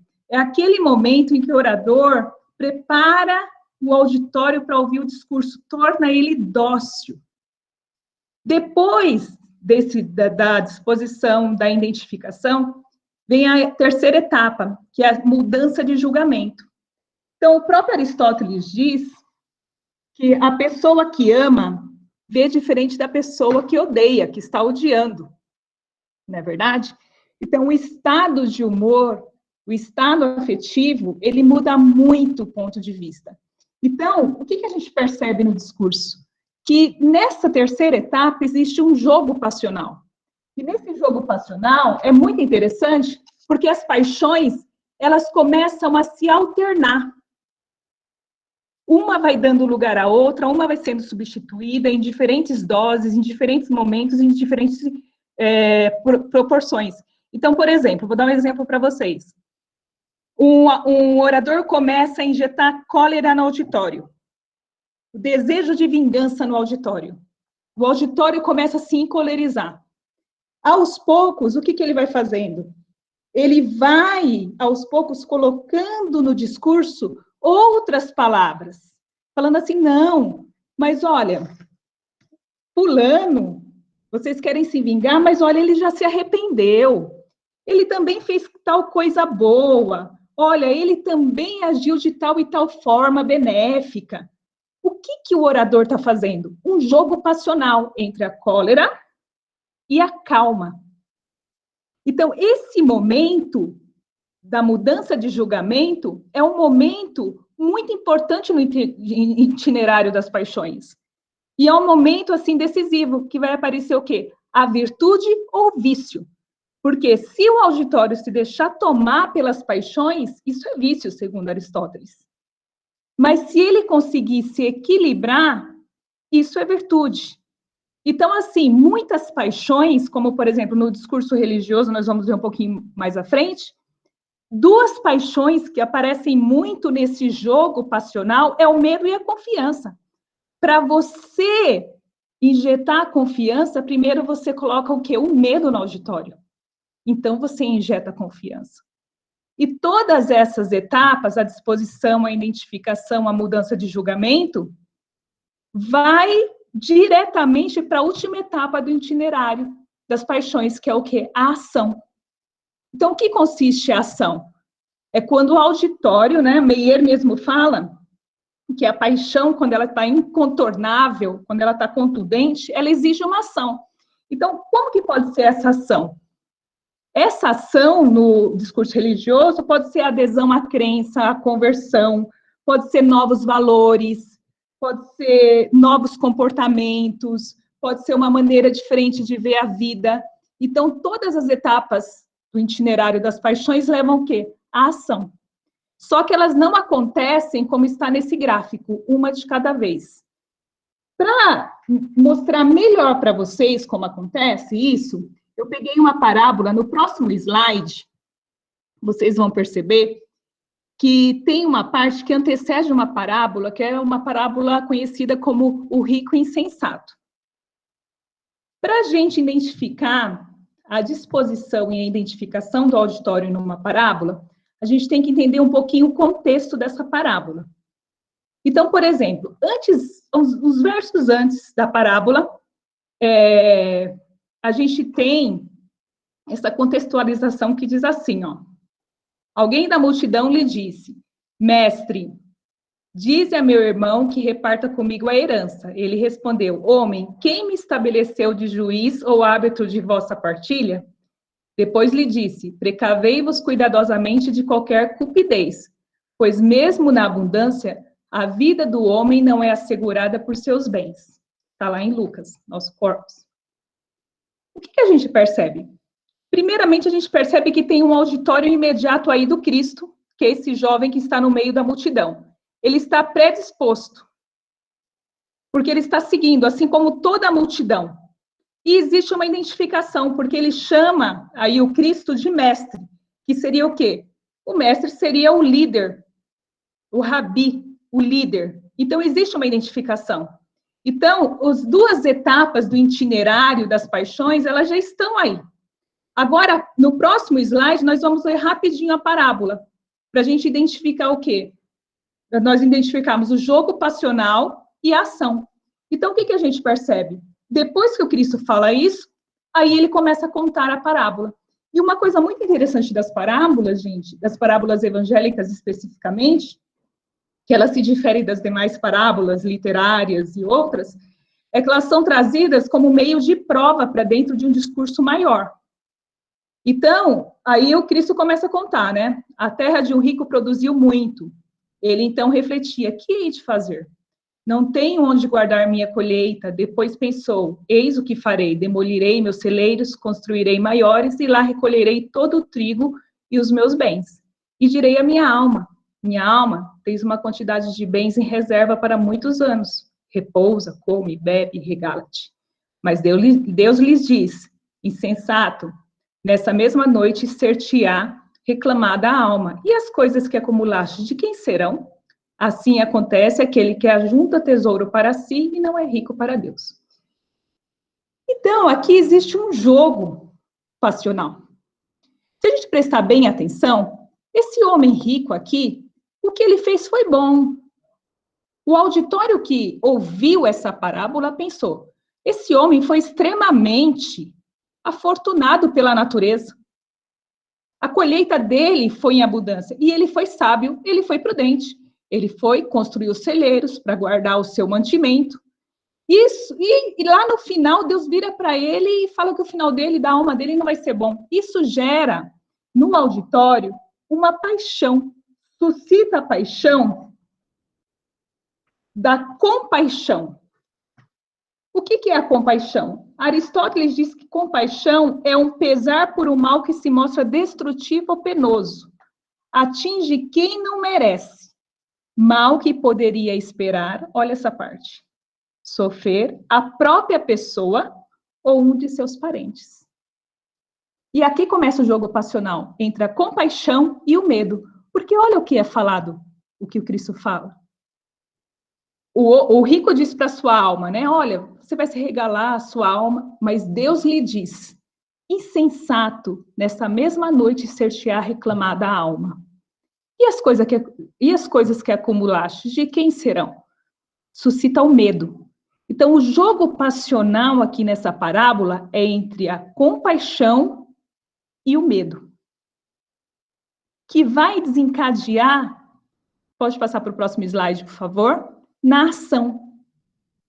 Qual que seria a ação aqui? Valorizar os bens espirituais em detrimento aos materiais.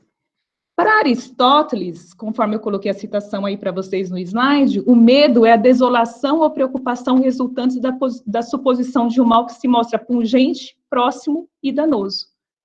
Então, o que a gente percebe? Essa constância na movimentação passional no discurso religioso.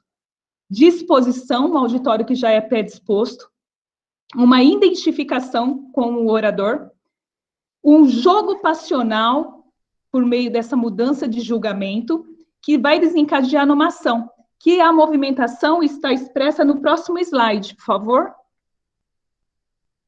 Olha só, as etapas do itinerário das paixões, elas não acontecem uma por vez. A disposição acabou, a identificação acabou, não.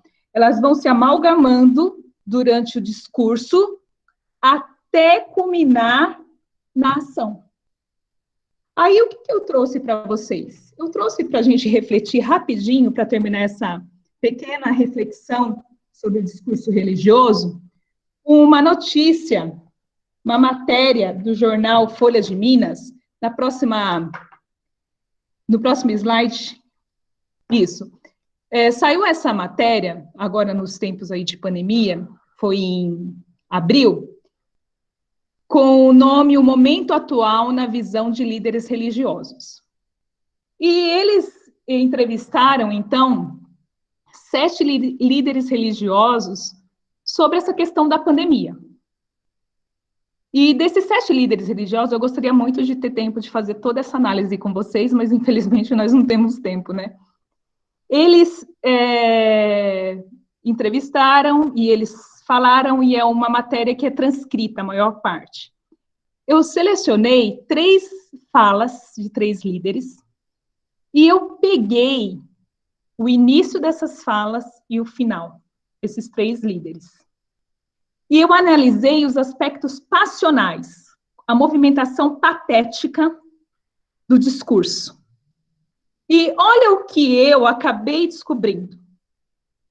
Que, no início, eles acentuam o medo, e no final, eles injetam a confiança. Então, existe essa movimentação passional.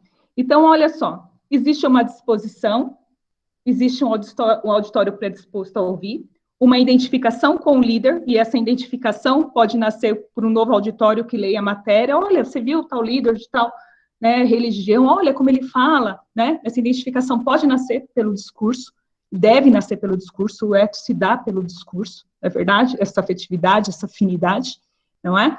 E existe esse jogo passional. Então, no próximo slide, a gente vai perceber, eu coloquei para vocês aí, para acentuar rapidinho, quando Aristóteles, ele fala, lá em Arte Retórica sobre as paixões, ele fala que as paixões são estados de ânimos, que são dirigidas a alguém e por alguns motivos. Aí eu gostaria de chamar a atenção de vocês para a questão do medo, temor, a disposição de ânimo, que é a desolação ou preocupação resultantes da suposição de um mal que se mostra pungente, próximo ou danoso, e o motivo, suposição que o mal que parece estar perto pode causar grande ruína, danos que levem a grandes desgostos.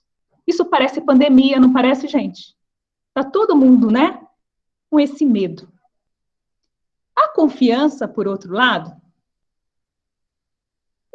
vem da disposição de ânimo, do sentimento que o meio de salvação se faz próximo e possível, ainda se houver meios de reparação e de proteção. Não é para sanar, mas o meio de reparação e de proteção.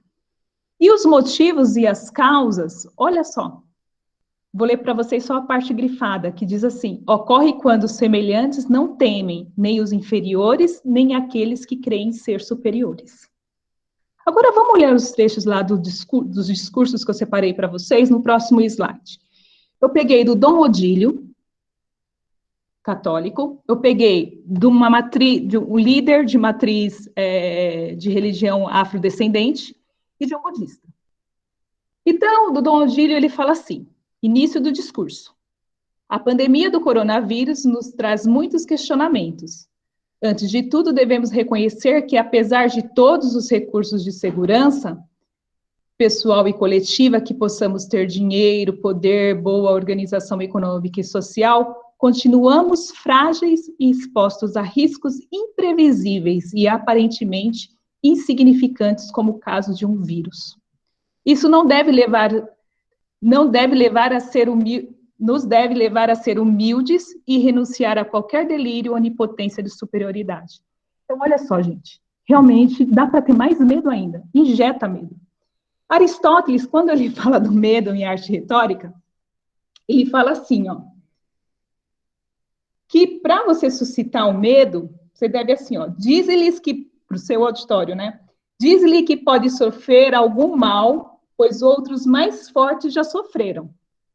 Mostra-lhes que pessoas como ele sofrem ou sofreram, por parte de quem não imaginavam, essas provocações e circunstâncias que não esperavam.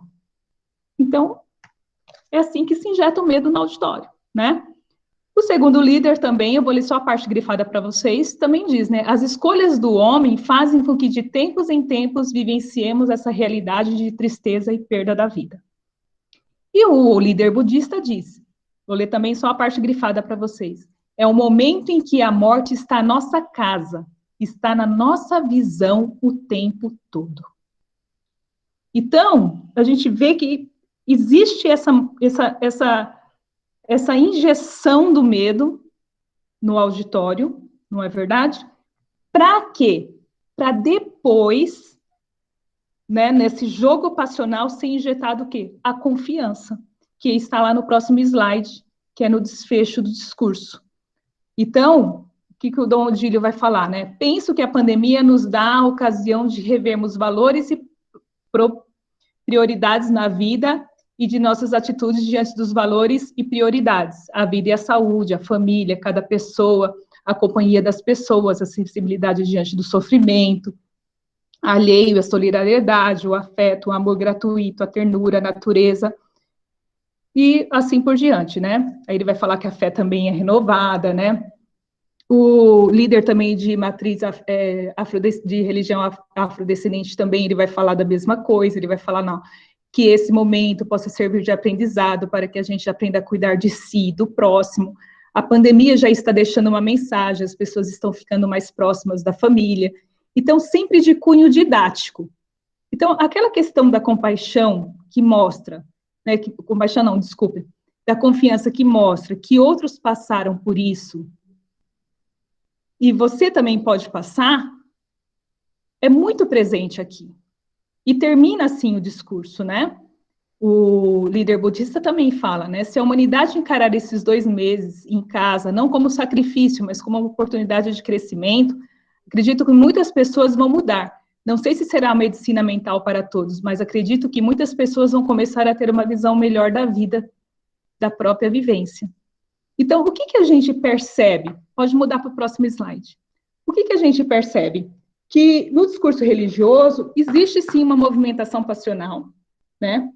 Existe uma busca por fazer crer para fazer fazer, e que esse itinerário das paixões é uma constante, né? É as paixões que movem o auditório aí no discurso religioso.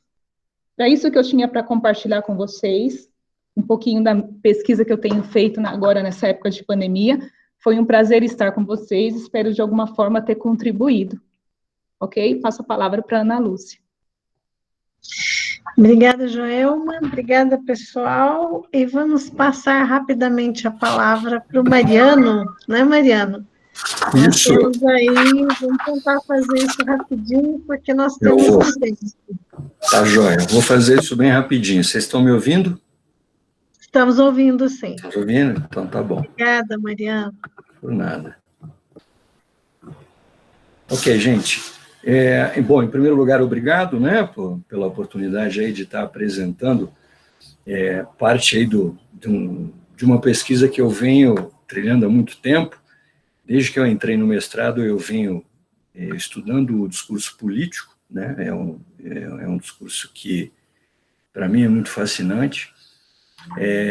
Quando eu falo de política, eu não estou falando aqui de espectro político, eu não estou falando de direita ou de esquerda, eu estou falando de uma atividade humana, né, de uma atividade que nasce da intersecção de pessoas, né, a política é isso, a política é essa capacidade que a gente, bem ou mal, criou de conseguir fazer com que os diferentes entrem num acordo, né, então, ainda que muitos torçam o nariz quando ouçam falar de política, e digamos que esses muitos têm boas razões para não gostar disso, porque sempre que a gente liga o noticiário é só coisa ruim que se vem, né?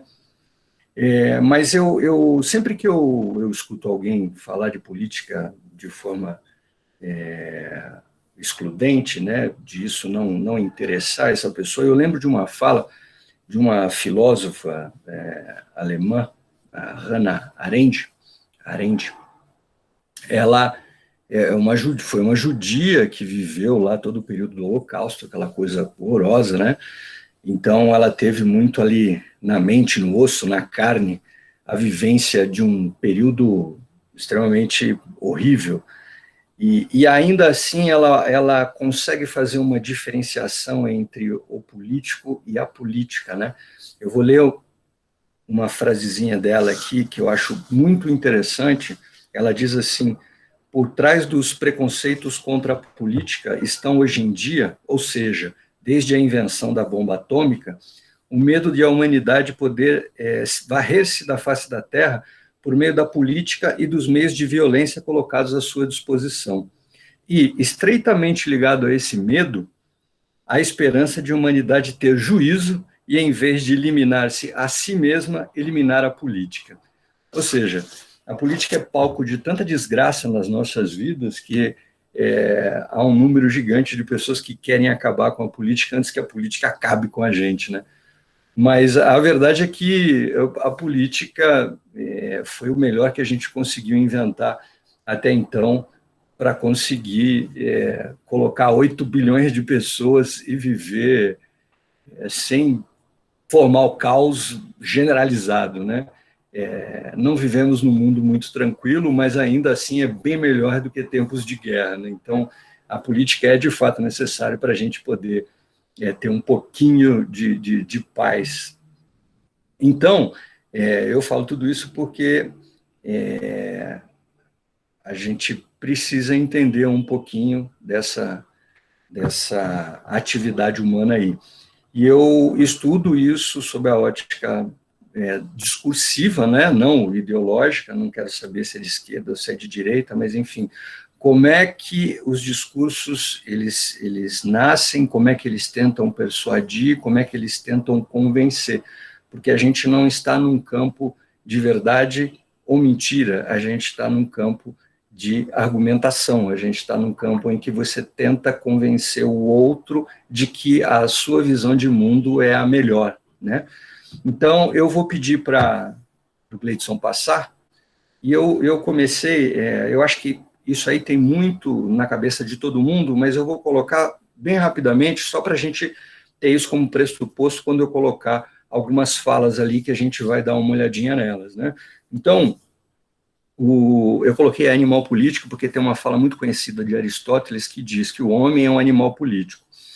E aí tem uma leitura de um francês, um contemporâneo nosso, né, está vivo, ele chama Francis Wolff, e ele fez ele tem um artigo dele, na verdade é um capítulo de um livro chamado O Início da Política, e é muito interessante a visão que ele faz, né, quando ele fala assim, o homem é um animal político, ele não está falando que o homem, a partir do momento que ele cria a linguagem e as pernas, ele vai andando até as praças lá para defender politicamente alguma coisa, né?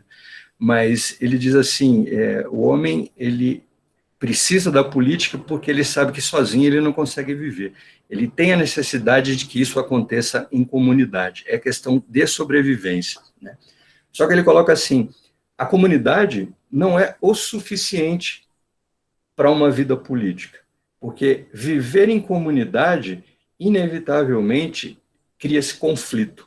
Então ele diz, olha, para viver politicamente dentro de uma sociedade, eu preciso de uma comunidade, porque são várias pessoas ali vivendo, tentando chegar num acordo, e da outra, eu preciso da coerção, ou seja, eu preciso criar regras e tenho que ter um poder para poder coagir aquele que não seguem essas regras. Tá legal? Então, quando eu estou falando de política, eu estou falando disso. Pode passar o slide para mim, por gentileza? Eu estou falando que argumentar é fundamental. Eu preciso da coerção para coagir a partir do momento que a regra foi definida, mas para que essa regra seja definida, eu preciso argumentar. Então, em política, a argumentação é condição sine qua non. Pode seguir para mim? E aí, quando se fala em argumentar, tanto a Joelma quanto a Luiziana já comentaram bastante sobre isso, eu vou lançar um olhar um pouquinho diferente, mas muito parecido com o delas, né? Quando a gente fala de meios de provas, né, eu estou partindo do pressuposto de Aristóteles, né? Aristóteles fala que a retórica não é, na verdade, persuadir, mas assim, encontrar quais são os melhores meios de prova para chegar à persuasão. E aí diz ele que esses meios de prova são etos, patos e logos. E eu estou dividindo isso entre categorias de psicológicas e racionais, né? As psicológicas são etos e patos. Etos, o Luiz Antônio já mostrou, fez um exercício, né, nosso professor, do que é etos, ao mostrar aí o nosso grupo, mostrar fotos, e, enfim. A Joelma falou bastante sobre patos, e a Luiziana, até de alguma forma, usou bem o logos ali, quando começa a falar de argumentação entre os autores das cartas, né? Mas é isso. Então, na política, eu vou utilizar um olhar partindo desse pressuposto aí. Quando eu estou falando de provas psicológicas, ou seja, aquelas provas que eu tento convencer por meio da criação de uma imagem, olha, eu estou falando e criando aqui uma imagem para tentar fazer com que você acredite que eu seja digno de ser acreditado, ou, de alguma forma, utilizar algum tipo de argumento que ataque você em algum aspecto da paixão, que comova você e demova você e faça você modificar de opinião.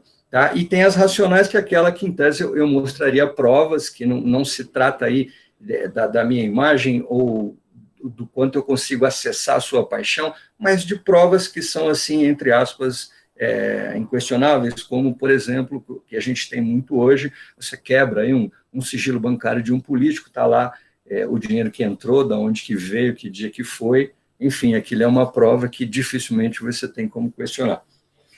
Pois bem, vamos lá, vamos em frente. Então, pode ir para a próxima, por favor? Aí, para exemplificar um pouquinho tudo isso, né? Eu estou falando de discurso político, especificamente na nossa época aqui de recessão, e eu peguei esse vídeo, né? Esse vídeo está lá disponível na internet, aí no YouTube, nesse endereço que está aí embaixo.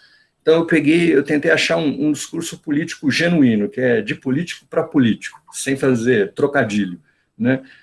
E passa aí o primeiro, que aí eu vou comentar, na verdade, assim, eu vou olhar esses discursos, né? Vou passar bem rapidinho. Etos, logos e patos são coisas que acontecem tudo ao mesmo tempo, né? A gente está fazendo essa divisão por razões didáticas. Então, eu vou só falar um pouquinho sobre como é que aparece o ethos, o patos e o logos no discurso dessas pessoas, para chegar à conclusão que eu cheguei, que não é uma conclusão definitiva, a gente está vivendo um momento único, novo, e estamos aprendendo com tudo isso, né? E estudar isso, né, gente? Estudar, quanto mais você estuda, mais aparecem variáveis, mais a gente vê que precisa estudar mais. Então, eu vou trazer para vocês aqui uma conclusão parcial, uma conclusão que eu cheguei por enquanto, e que não está nada pregado ali na pedra, vocês podem concordar ou não com isso. Mas eu vou demonstrar para vocês como é que eu cheguei a essa conclusão. Então, bora lá. Criação do ethos, como é que foi assim? A jornalista, né, a Miriam Leitão, que estava lá, perguntou para eles assim: eu queria começar perguntando como se sentem nesse momento, em que as pessoas estão indo às ruas, apesar do risco, né, da pandemia, e, ao mesmo tempo, ampliando as bandeiras e entrando em outras questões.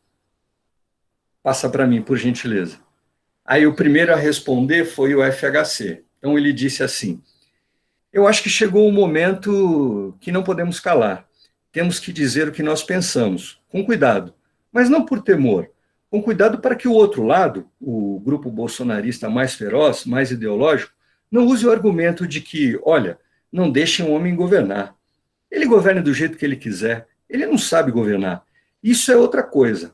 Agora, nós que temos compromisso com a reconstrução da democracia no Brasil, o exercício da democracia, nós precisamos dizer o que nós pensamos com simplicidade, clareza, para que a população entenda, perceba que, inclusive, eu acabei de começar por isso aí, ou seja, é uma luta social e econômica. Então, observem aí, eu coloquei em vermelho, em alguns traços, que a gente está tratando de ethos, né? E o quanto ele vai demonstrando ali nas palavras a imagem que ele está querendo dizer, né? Então, assim, eu acho que chegou o momento que não podemos calar. Então, não podemos calar. Não podemos, né? Tá no plural aí, nós, eles ali, a gente não pode ficar quieto, ou seja, a gente tem o que dizer, né? Eu estou criando ali uma imagem, a gente tem o que dizer sim, temos que dizer o que nós pensamos, ao mesmo tempo que ele cria uma imagem dele, né, porque a gente está trabalhando com ethos aqui numa visão em que eu construo ao longo do discurso uma imagem minha, né, eu falando, e ao mesmo tempo de quem eu estou falando, né, porque o ethos tem essa característica. Então, a gente percebe aqui que na fala dele, ao mesmo tempo em que ele cria uma imagem, tanto dele quanto do grupo ali, que ele está debatendo ali na mesa, ele tenta criar a imagem do Bolsonaro também, que é a quem eles estão fazendo referência. Então, em boa parte aí você tem o grupo bolsonarista mais feroz, então já está fazendo ali uma crítica, mais ideológico, diz ali, ele que governa do jeito que ele quiser, ele não sabe governar, ou seja, está criticando, está criando uma imagem negativa do Bolsonaro. Aí, embaixo tem lá, nós que temos compromisso, ou seja, nós temos compromisso, ele não tem compromisso. Tudo isso vai criando uma imagem ali no discurso. Passa para o próximo. Esse foi o FHC, agora tem o Ciro Gomes que é muito conhecido pela sua fala áspera, né? Então diz ele assim, ele começou assim: deixa eu agradecer a oportunidade de discutir com gente tão qualificada e agradecer a ele, o presidente Fernando Henrique Cardoso. Ele sabe que eu nem sempre fui dele o maior admirador, embora tenhamos uma história juntos. Mas ele comete um gesto de larga generosidade quando aceita debater comigo e com a Marina, que somos postulantes à presidência da República, que ele já ocupou por 2 mandatos, e, portanto, eu quero agradecer esse gesto largo de democrata que sempre foi. E cumprimento a Marina, e eu sou suspeito, porque dela sou fã, admirador. É um dos melhores quadros que temos na vida nacional. Nós precisamos colocar de lado toda a diferença menor, e construir um caminho para, basicamente, salvar vidas. Nós não podemos aceitar passivamente esse desatino, que é enfrentado com a maior incompetência, a maior irresponsabilidade, podridão de caráter do senhor Jair Messias Bolsonaro. Ou seja, dá para perceber no discurso dele que a todo momento ele cria um nós e ele, né? Então, nós somos pessoas generosas, nós somos pessoas, eu sou fã dela, nós precisamos colocar de lado toda a diferença, ou seja, eu tenho, assim, uma conduta de um caráter altruísta, que eu briguei com o Fernando Henrique a vida inteira, mas esse momento de pandemia eu tenho que deixar tudo isso de lado e crescer em nome desse país. Então, é o tempo inteiro essa jogada com a criação da imagem. Vamos para o próximo. A Marina.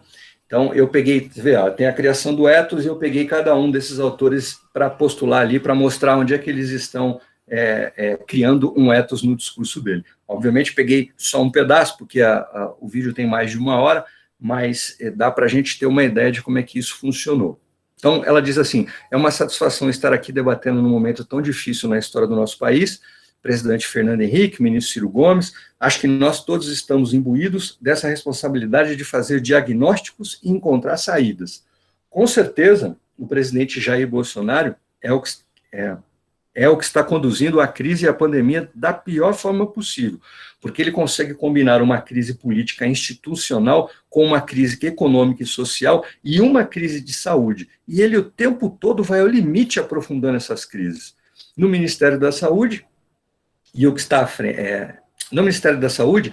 à frente da pasta, que não é o titular, é o ministro interino, é um militar, com todo respeito pelos militares, mas não é o papel deles cuidar da saúde, a menos que sejam médicos e mandatados para isso, mas eles estão mais preocupados em fazer uma espécie de pedaladas pandêmicas, porque é uma verdadeira tentativa de ocultar informações, e isso é altamente perigoso, porque cria uma sensação de que está tudo bem e as pessoas estão se contaminando de todas as formas. Então, temos aí também tudo isso que está grifado em vermelho aí. Eu não vou me estender muito por causa do tempo, mas a gente percebe aí que está criando um nós e eles a todo momento, né? O discurso dos 3 são idênticos. Pode passar. Aí eu passo para a parte do Patos, só para mostrar como que eles tentam mostrar aí a paixão, né? Como é que eles tentam suscitar a paixão do auditório, de quem escuta, do telespectador. A Miriam Leitão faz assim, né? Faz a seguinte pergunta: presidente Fernando Henrique, o ministro Ciro Gomes, quando falou, ele fez uma referência de que vocês estiveram distantes por muito tempo, mas agora vocês estão juntos, numa mesma mesa, digamos assim, ao menos nesse meu programa aqui. Eu gostaria de saber sua opinião. Como é a necessidade nesse momento do diálogo? É possível passar por cima de velhas brigas e fatos que distanciaram políticos que têm a democracia como valor principal? Até a pergunta dela já está induzindo, né? Pode, eu ia passar aqui, mas você tem que passar aí, né? O FHC diz assim, gente, eu estou falando de Patos agora. Eu vou ler, enquanto eu for fazendo a leitura, percebam que eu nem coloquei em vermelho aqui, porque, na verdade, todo esse discurso aqui incita as paixões, todo ele. Prestem atenção, olha só, não é só possível, é necessário. O passado passou, nós temos que olhar para frente.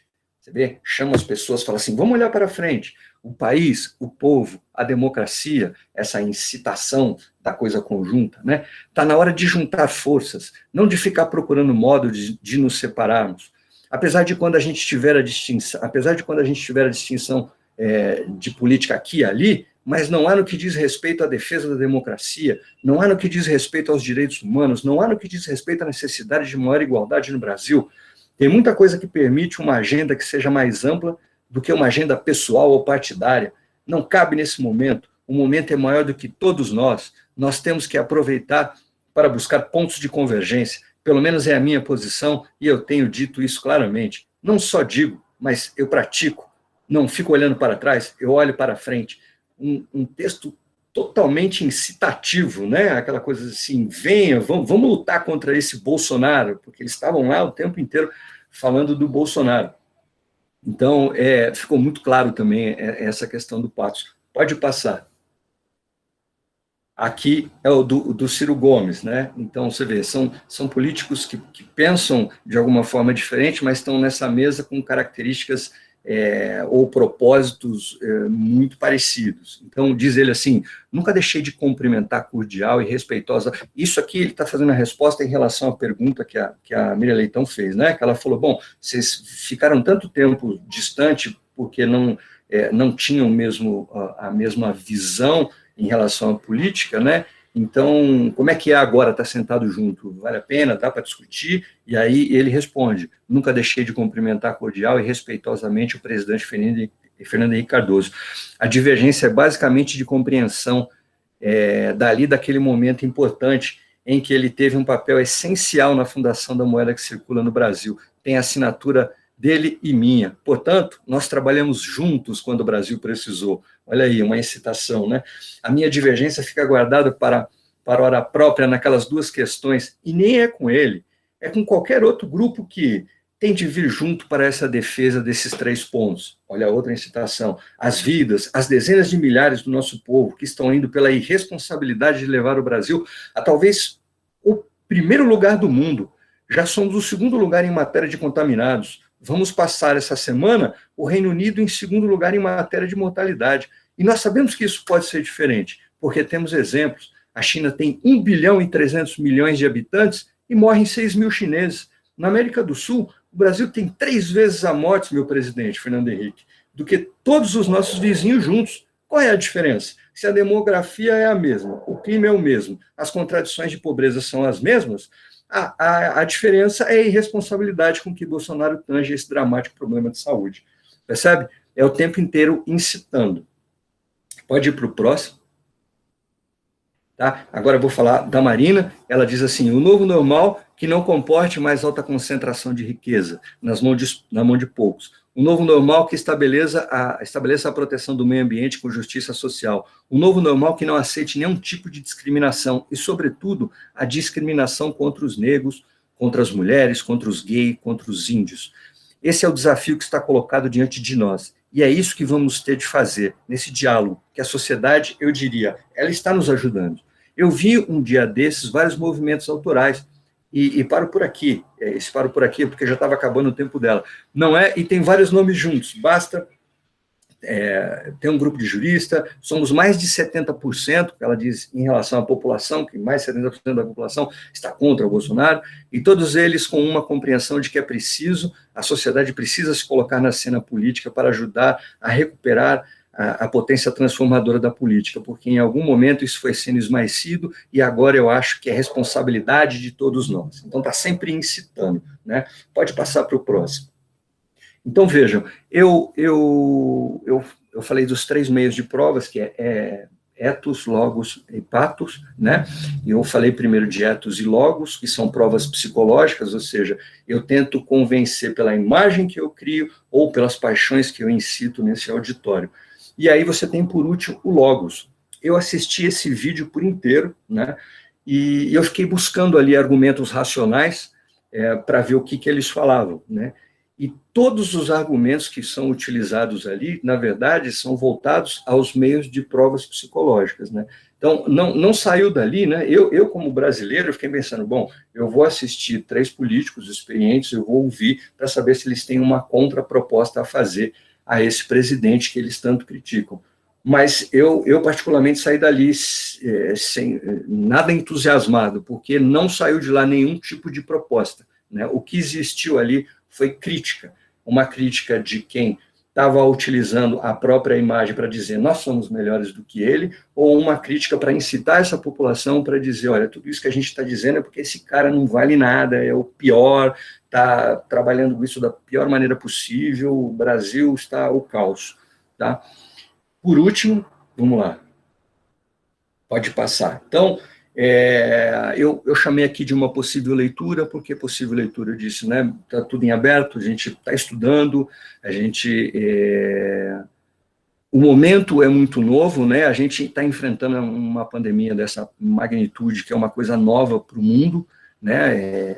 Acho que ninguém da nossa idade aqui, né, passou por uma situação dessa, né? De ter que se enfiar dentro de casa e parar tudo, e as pessoas que precisam sair se contaminando, enfim, é um caos que a ciência não conseguiu dar uma resposta, e a política, ela se vê, assim, digamos, de alguma forma, incapaz de dar uma resposta satisfatória.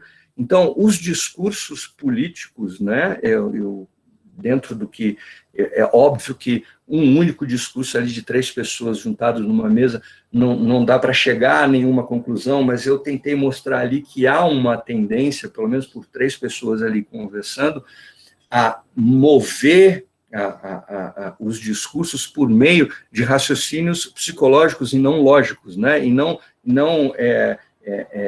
argumentos explanados ali de forma que você fale, realmente, vocês têm algum tipo de razão.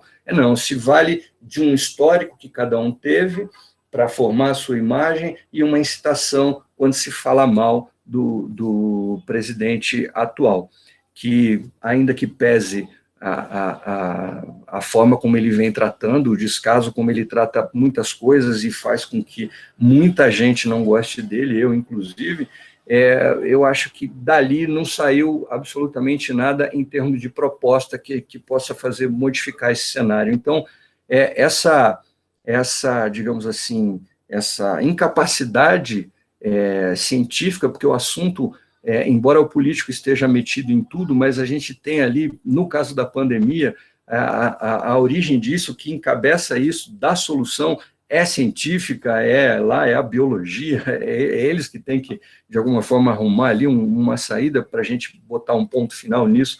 O resto são paliativos que a política vai tentando fazer, e cada país da sua forma, enfrentando as diferenças que existem em cada uma, e é isso que eu tinha para dizer, tá bom? Muito obrigado por terem me ouvido até agora. Ana Lúcia, te devolvo a palavra. Queria agradecer aos que se apresentaram, mas, acima de tudo, agradecer a SBEC, que nos deu esse espaço, né, que nos cedeu esse espaço para mostrar um pouco do trabalho do ERA. Muito obrigada a vocês. Eu creio que a gente não tem espaço, não deu tempo para perguntas, né, porque a gente termina 5h30, então eu deixo com vocês da SBEC e agradeço a todos que estiveram aqui participando dessa mesa, né, e agradeço novamente ao espaço que nos deram. Nós que agradecemos, né, também, professora Ana Lúcia. Foi muito bom, né? Todo mundo conheceu bastante agora o grupo, foi interessante. Nós estamos interessados em muita coisa, viu? Que bom, aqui né? O meu grupo está interessado na retórica do risível, por causa da comédia, né? Várias pessoas interessadas. Tem muita gente interessada, é muita coisa, muito bom. O do risível. Pode dizer. O do risível a gente não tem disponível no site, impresso, né? Mas nós temos vários, e todos que a gente tem escrito agora, a gente já toma o cuidado de colocar lá no site. Então, disponibiliza para todos, né, os resultados das nossas discussões. Sim, ótimo, excelente. Então, depois nós queremos saber como conseguir. Já tem nas livrarias esse livro? Não temos na livraria. Nós fizemos, nós somos um grupo, então nós nos cotizamos e fizemos. A gente fazia antes em papel, e agora a gente a gente faz também em papel, mas disponibiliza uma cópia lá para que todos tenham acesso. Excelente. É mais prático, né? E conheçam o nosso trabalho. Pois é. Mas o que não tem, né? Só está impresso, aí era interessante. Esse não tem jeito. Eu tenho alguns, né? Eu acho que eu tenho uns 30 livros ainda aqui, e aí a gente pode, depois vocês podem entrar em contato Ótimo, vamos comigo, e entrar. eu vejo com o pessoal também, se alguém tiver interessado. Com certeza, pode ter certeza que estamos. Foi excelente, muito bom, viu, o grupo, nós agradecemos bastante. Eu vou só dar um avisozinho aqui, aí se alguém quiser se manifestar, e quiser ficar aí, eu vou embora, o pessoal fica. Sim. Tá bom, obrigada aí pelo 10 contato. minutos, né? Nós começamos 10 minutos depois, né? Um pouco aí Sim, mas tudo bem, não, tá ótimo. Tranquilo, foi muito bom. Excelente. Então, assim, na próxima semana nós teremos o intervalo, né? Sim. Nós teremos, assim, 2 semanas de evento e uma de intervalo, né? Dia 30 de julho é um recesso, dia 6 de agosto nós teremos o grupo Atrium, da UFMS, tá bem? Então, todo mundo... Depois nós vamos divulgar outras questões também para os grupos, nós vamos abrir uma chamada para ensaios, né? Para colocar na página. Legal, bem legal. No final, tá bom? Só os grupos mesmo podem fazer as seleções e mandar esses ensaios. Depois eu vou enviar para os grupos, aí vocês saberão. Sim. Tá bom? Tá. Então, pronto, viu? Eu vou deixar, se quiser falar um pouquinho mais, aí eu vou deixar aberto aqui para o Ney, que vai controlar. Né? Não, a gente já chegou no horário certo, bonitinho, né? Se alguém quiser fazer alguma pergunta, quiser saber alguma coisa, mas eu fico mais um pouquinho, mas a gente finalizou. Ótimo, obrigada, muito obrigada. Nada. Excelente.